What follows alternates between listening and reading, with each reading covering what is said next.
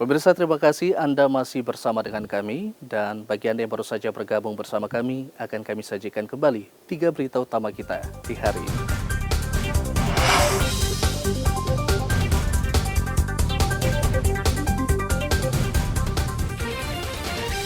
Diteror kelompok bersenjata, 18 pekerja bangunan puskesmas di distrik Yenggelo Nduga dievakuasi ke Timika.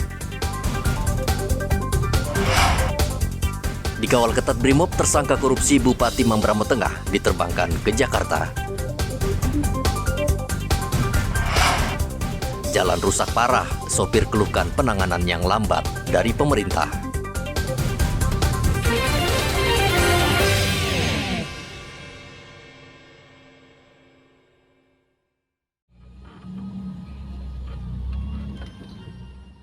Ruas jalan utama menuju distrik Kurik Merauke saat ini kondisinya sangat parah. Musim hujan saat ini jalan semakin sulit dilewati karena berlumpur dan berlubang. Sementara warga tidak ada pilihan selain melintasi jalan ini karena merupakan satu-satunya jalan menuju Kurik. Bila cuaca baik, jarak menuju Kurik dari Merauke dapat ditempuh dalam waktu 2 jam. Namun jika musim hujan, warga harus berjuang keras menghabiskan waktu hingga 5 jam akibat antrian kendaraan yang panjang karena terjebak di jalan yang rusak. Biasanya kalau waktu normal itu ditempuh dengan waktu 2,5 jam. Kita sudah sampai di Kurik 5, Kurik 6. Tapi dengan faktor jalan seperti ini, kendalanya kita kan banyak, Pak.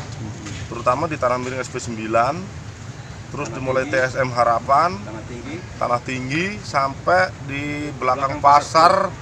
Belakang pasar itu dari Kurik 3 mau ke Kurik 4 itu parah sekali. Nah, disitulah yang sekarang kita sopir-sopir online tuh banyak mengeluh dengan faktor jalan seperti itu.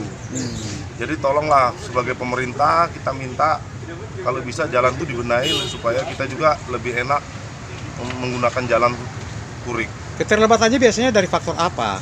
Keterlambatannya kalau umpamanya nunggunya itu seperti apa? Ya kalau bisa diperbaiki lah. Diperbaiki ya. Ya. Terus antrian mobil yang mandek di situ ya? Iya, karena di situ kita kendalanya kan mobil kecil ini selalu tersangkut karena pendek. Dengan jalan seperti itu kan kita agak setengah mati. Jadi kalau bisa pemerintah itu lebih memperhatikan kondisi jalan di daerah Kurik.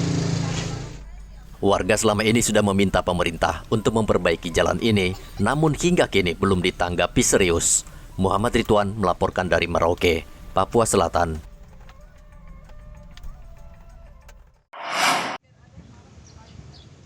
Saat ini banyak pelaku kriminal di Merauke, anak-anak di bawah umur atau remaja tanggung. Ini sungguh memprihatinkan seperti kasus pencurian 16 sepeda motor yang diungkap Polres Merauke sebulan terakhir. Seluruh pelaku rata-rata masih remaja. Kapolres Merauke menghimbau para orang tua agar mengawasi anak-anak mereka agar tidak terseret tindakan kriminal karena masa depan mereka akan dipertaruhkan.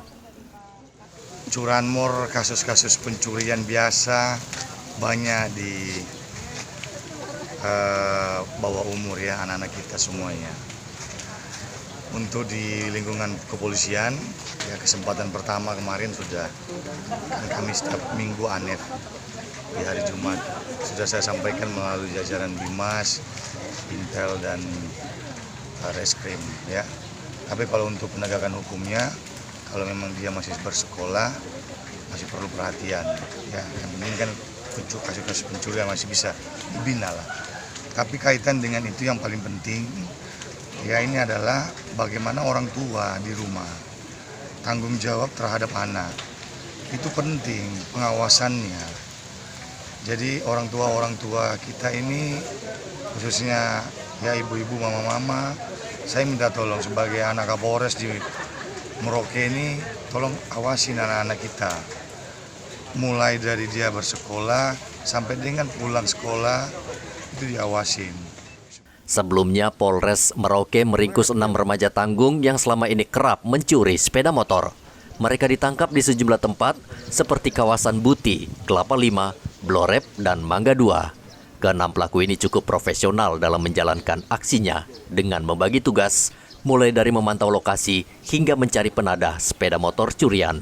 Muhammad Ridwan melaporkan dari Merauke, Papua Selatan.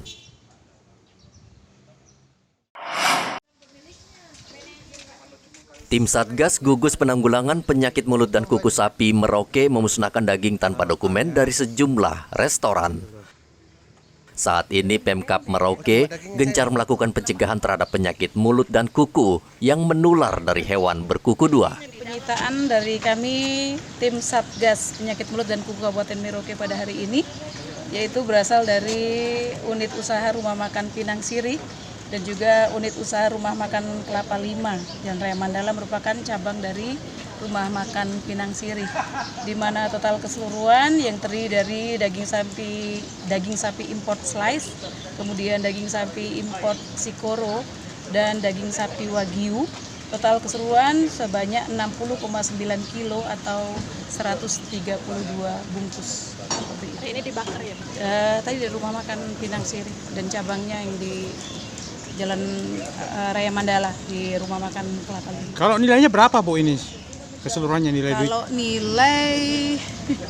nilai sendiri dari ini yang sebelumnya ya, sebelumnya yang slice kebetulan kita sempat juga kemarin order, jadi per kilonya itu sekitar 110 ya kalau yang slice. Oh gitu. Saya nggak tahu kalau di tempat ini ya karena kita kemarin tidak sampai ke arah ke nominalnya berapa seperti itu. Yang satu bahwa daging slice ini masuk lewat laut dan diselip di bumbu-bumbu yang dalam arti menggunakan kontainer berpendingin ya, seperti itu. Tapi ada versi lagi dari pemilik bahwa ini pembelian lewat online, yaitu lewat Facebook. Tapi ketika kita melihat dengan jumlah volume yang sekian banyak, karena sebelumnya juga yang kami sita dari pesanan online itu pun ketika ada orderan 10 kilo atau 5 kilo baru masuk datang. Dan kami ini kan juga perketat untuk pintu masuk kami ya, dalam hal ini dari karantina pertanian seperti itu. Daging olahan siap saji ini masuk ke Merauke tanpa dokumen resmi, kendati pengawasan ketat sudah diberlakukan. Muhammad Ridwan melaporkan dari Merauke, Papua Selatan.